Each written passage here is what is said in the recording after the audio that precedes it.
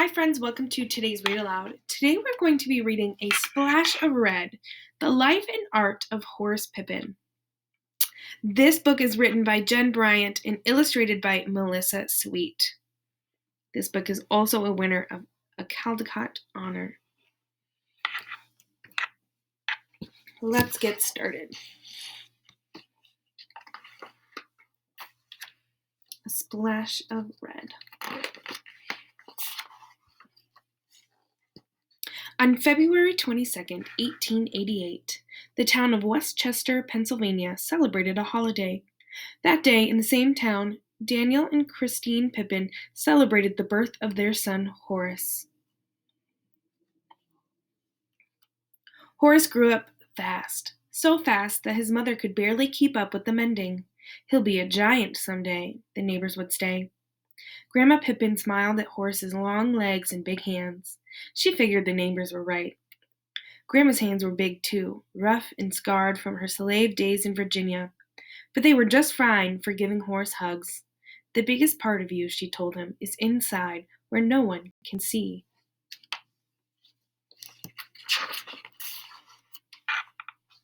When Horace was 3 years old, the Pippins moved to Goshen, New York. As the family grew larger, everyone helped out. Horace put his big hands to work. He fetched flour for his mother and sorted laundry with his sisters. He played with his baby brother. He held the horse while the driver delivered milk. At night, he piled wood for the stove and arranged dominoes so his grandmother could play. Then, if he could find a scrap of paper and a piece of charcoal, he drew pictures of what he'd seen that day. Horace loved to draw. He loved the feel of the charcoal as it slid across the floor. He loved looking at something in the room and making it come alive again in front of him. He loved thinking about a friend or a pet, then drawing them from a picture in his mind.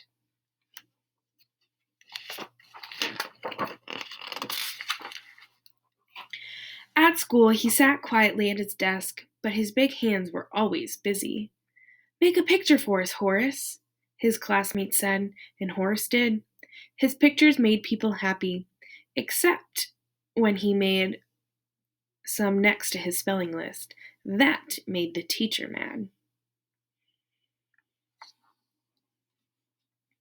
But Horace couldn't stop drawing.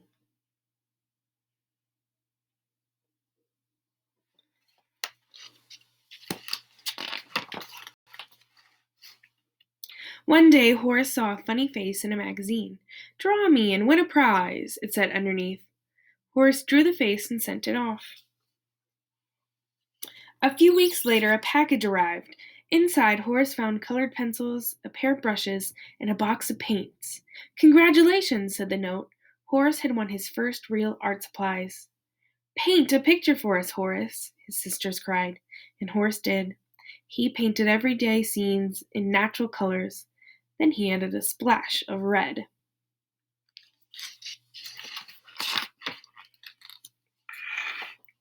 Horace was in the 8th grade when his father left for good. The family needed money, so Horace quit school and went to work. For several years, Horace's big hands were always busy, stacking grain sacks at the feed store, shoveling coal at the rail yard, mending fences on a farm, carrying luggage at a hotel, making brakes in an iron factory, packing oil paintings into large wooden crates. Looking at these made Horace remember winning the art contest, how proud he'd been, how he'd loved those colored pencils, those brushes, and his first real box of paints. Horace was a big man now, with big responsibilities. Still, he loved drawing as much as he always had. He used charcoal, broken pencils, whatever he could find. "Make a picture for us, Horace," the other workers said, and Horace did.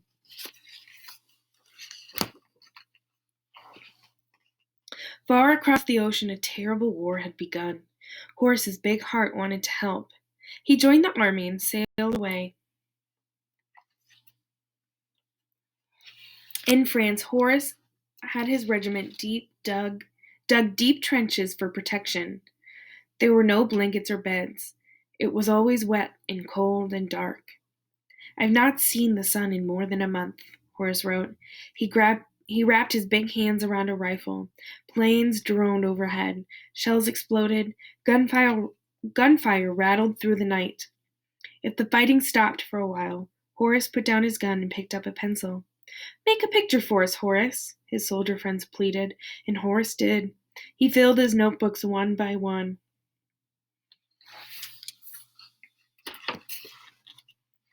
One day he climbed to the top of the trench. A shot rang. Horace felt a pain in his shoulder. He was hit! Many hours passed before help came. Horace was glad to be alive, but the bullet had badly damaged his right arm. When it healed, he couldn't lift or move it the way he used to. Now when someone said, "Make pictures for us, Horace," Horace could not.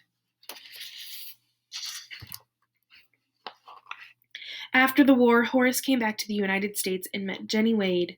Jenny was a hard worker. She loved to cook. Horace was a hard worker, too. He loved to eat. It was a good match. They married and settled down in Westchester. Horace was 32 years old and big and strong as ever. But because of his injured arm, he couldn't find a job. "How much can you lift?" the hiring boss asked, and that was the end of that. So Horace did what he could. He organized a Boy Scout troop. He umpired baseball games. He took the neighbors' children fishing. When Jenny started a laundry business, Horace delivered the clean clothes. As he walked along the streets of Westchester, his fingers itched to draw all the colors and textures he saw. Lacy white curtains billowing in the windows, a splash of red geraniums blooming on a step, a yellow cat sprinting down an alley, deep green vines spiraling up the wall. At night, his old home in Goshen, his grandmother's slave days, and the Bible story she told him made pictures in his mind. He longed to draw them too, but how? His right arm was weak and painful to lift. The iron poker stood by the fire, straight and tall as a soldier. Could he?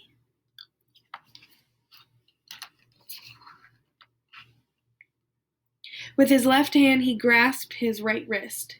He thrust the poker into the flames until it glowed red hot. Using his good arm, he moved the hurt one. He scorched lines into wood. "Make a picture for us, Horace," the neighbor said, and Horace did.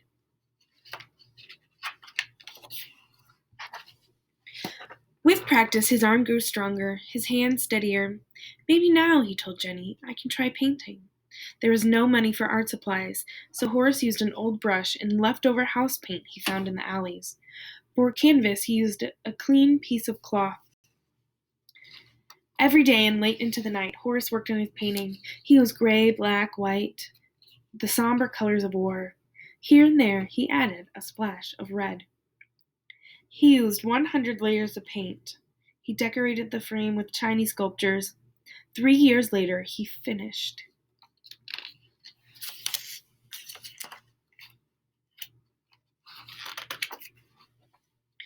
Now, as he delivered laundry or fished in the river, new ideas came. He didn't paint them right away. Before he reached for his brush, Horace planned each new scene in his head. He painted the milkman in his wagon, women working in the kitchen, children playing games in the yard, cotton fields and log cabins, John Brown and Abraham Lincoln, war scenes and Bible tales, men singing on the corner. Horace hung his paintings in his shoe store window. $5 each, said the sign. He hung others in a restaurant. He even traded one for a haircut. People admired Horace's paintings, but no one bought them.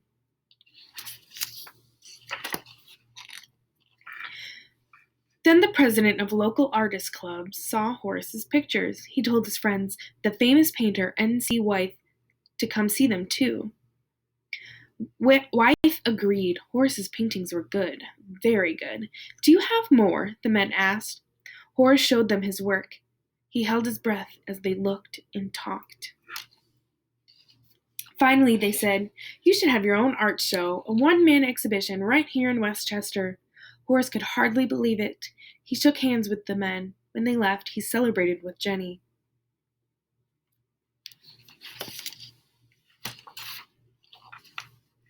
People came from all around to see Horace's paintings. Magazine wrote articles, reporters took photos, an art dealer told Horace he would help him sell his work. More than 40 years had passed since Horace won his first box of paints. Now, at last, everyone knew he was an artist. Horace became famous. His paintings hung in big city galleries. Museums displayed them. Collectors admired them. Movie stars bought them. Once again, Horace's big hands were always busy.